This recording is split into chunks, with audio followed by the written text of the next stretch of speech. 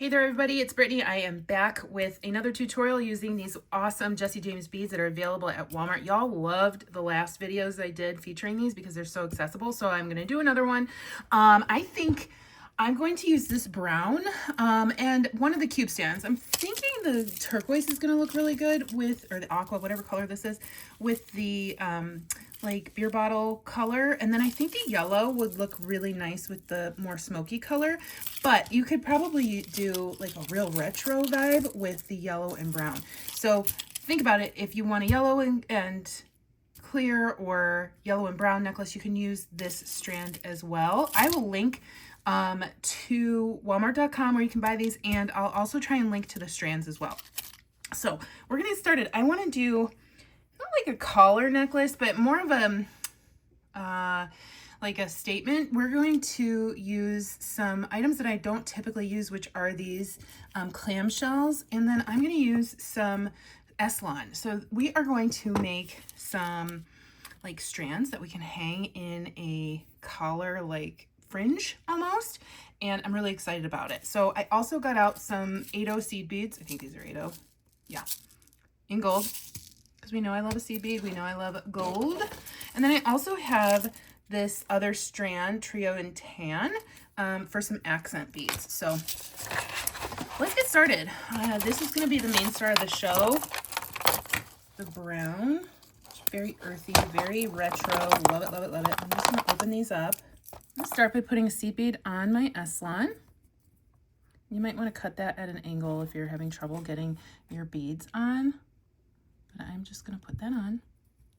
And then I'm going to put on a cube.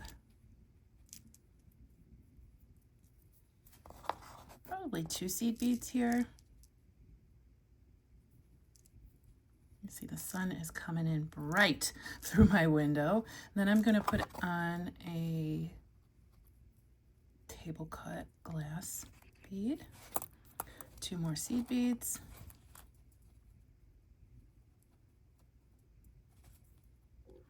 And this is going to be my longest piece of fringe, so we'll see how long I want to make it.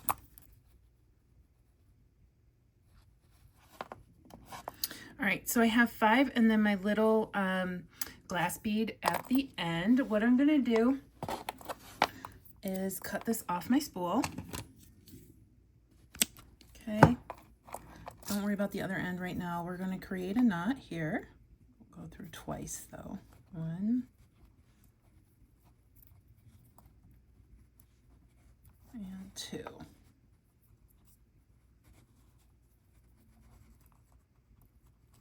And then we'll just move that as far down as we can.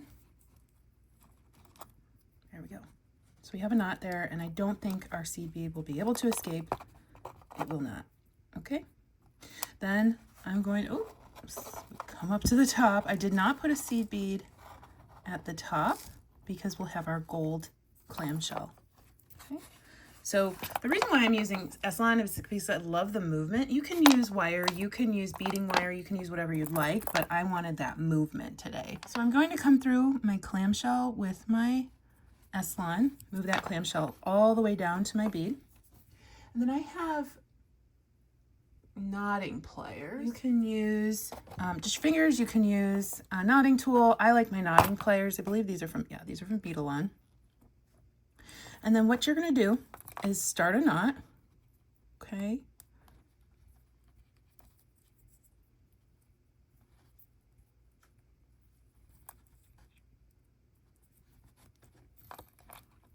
But before you pull it tight, okay, you'll shove your pliers through the knot and down by where you want your knot to be, you're going to grab your other part of your cord. So easier said than done. I haven't done this on camera in a while, but it's pretty easy. You just need to slip your pliers in there, and then you're going to pull tight. Okay, and it doesn't matter, we can do this in a straight line because this cord is a little bit more flexible than beading wire, and you want to make sure your knot isn't around your clamshell, which this one's not, and then we're going to just slide that down. And now that's not going anywhere. We're going to trim You can use glue here if you really want to, but you don't need to. It's not very heavy. All right. And then you're going to close that clamshell.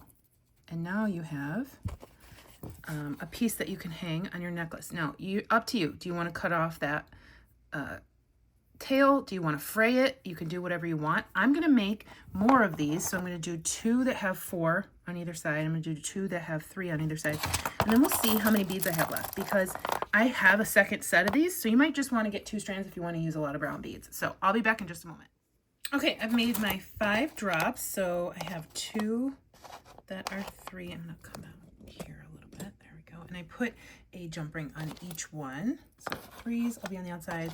I wanted to have some beads left for the rest of my necklace, so I did not make one with 2 brown beads, but I think that would look nice as well. And then we have our 4s, and there we go. So now I am going to grab my Beadalon bead stringing wire in gold, and I am going to start from the middle, which I typically do, middle-ish, I should say. So I'm going to put on a seed bead, one of my cubes seed bead. You can use whatever spacers you want to use. This is just what I have on hand. Oh, we can use some of these in the back part of the necklace. And then I'm going to put on a rectangle, another seed bead, and then I'm going to put on my jump ring, another seed bead, a rectangle, another seed bead, and then I'm going to do that same pattern of just rectangle, seed bead, rectangle until I've gotten through all 5 of my pieces here. Okay, so this looks beautiful. I love that it looks like a stained glass window almost with these hanging. And of course, I'll do a better picture so you can see everything like laid out.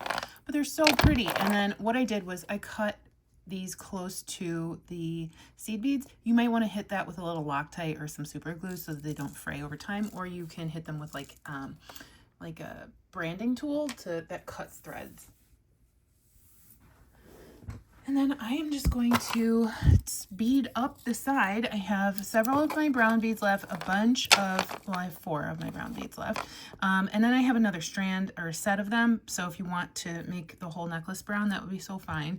And then I have this strand. I think I'm going to incorporate some of the cubes from this strand. This is that Trio Tan.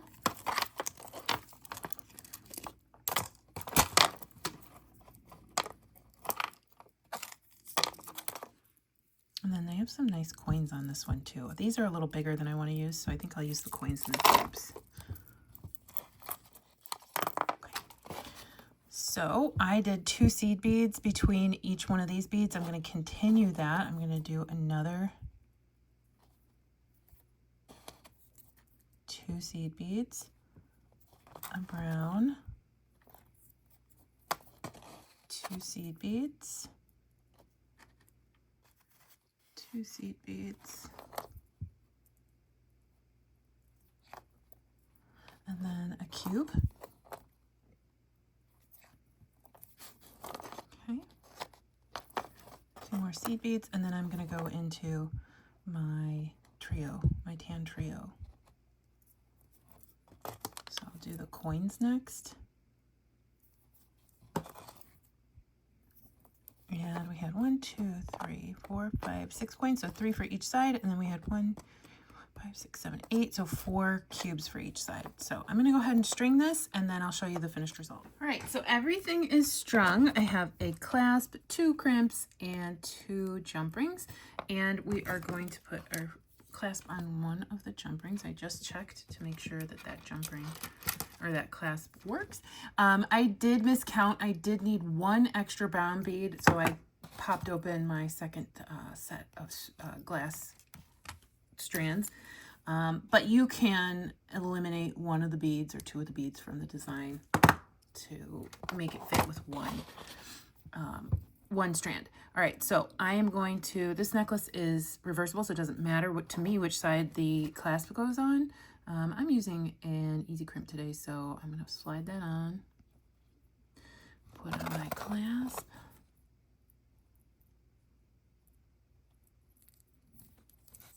back down through my crimp.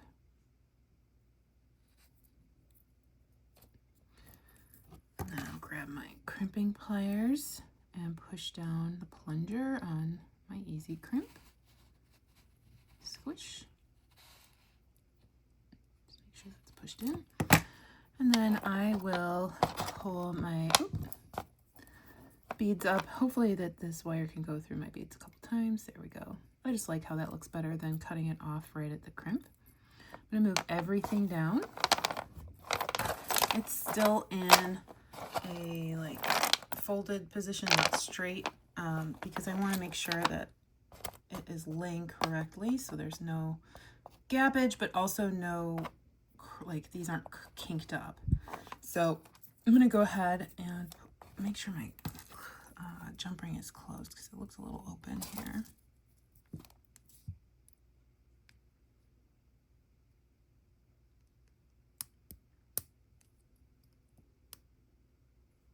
There we go. Put on my second crimp.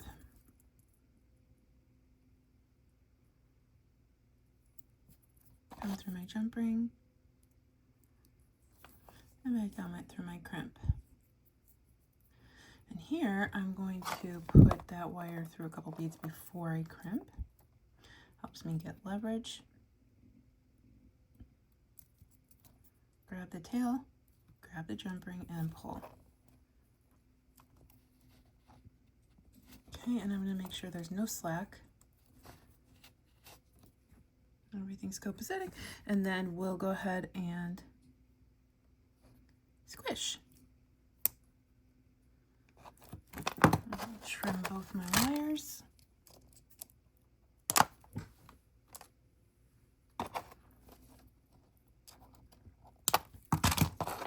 A very sparkly stained glass window necklace. I think that's what I'm going to call it. Very pretty. I don't think you can tell, like, just me holding it, how pretty it is. I am going to go put it on my mannequin so you guys can see what it looks like, and then some flat lay photos of it as well. Remember, you can get all of these items at Walmart, and they're from Jessie James Beads. I'll leave a link. Very accessible. You can get them right away. This one had some goop on it from my table. Whether you use Walmart.com or you go to your local Walmart. So let me know what you think. Would you make it in the brown and turquoise? Would you make it with yellow? Would you make it with the other table cut style beads with the yellow? There's also red and blue cubes as well. Plus they have tons of other trio strands. So check them out. Hope you're having a good day. Stay tuned for Oldie and Gopal. Stay tuned for Goldie and Opal, and I'll see you next time. Bye.